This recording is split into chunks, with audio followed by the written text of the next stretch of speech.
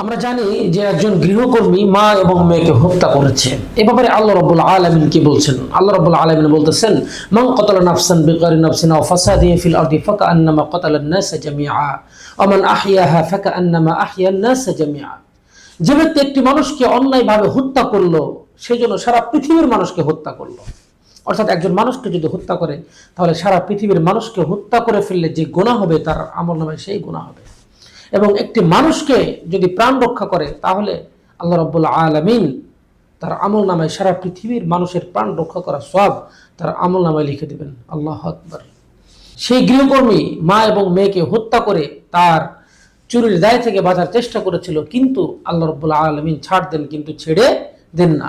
এর আগেও অনেকবার সে চুরি করতে গিয়ে ধরা পড়েছে, কিন্তু রক্ষা পেয়েছে। এ থেকে আমাদের শিক্ষা গ্রহণ করতে হবে যে আমরা আমাদের আল্লাহ রাব্বুল আলামিন হাত দিয়েছে, পা দিয়েছে, চোখ দিয়েছে, কান দিয়েছে, আমরা গৃহকর্মীদেরকে দিয়ে সামান্য ছোটখাটো কাজ না করে আমরা চেষ্টা করি আমরা নিজেদের কাজ নিজে করতে। তাহলে হবে কি, এই সমস্ত বিপদ আপদ বালা মুসিবত থেকে আল্লাহ রাব্বুল আলামিন আমাদেরকে রক্ষাও করবেন।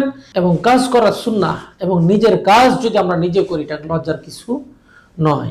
আল্লাহর রাসূল নিজের কাপড় নিজে ধুতেন, নিজের লুঙ্গিটা নিজে পরিষ্কার করতেন, এবং নিজের টুপি থেকে শুরু করে পাঞ্জাবি এগুলো নিজেই পরিষ্কার করতেন।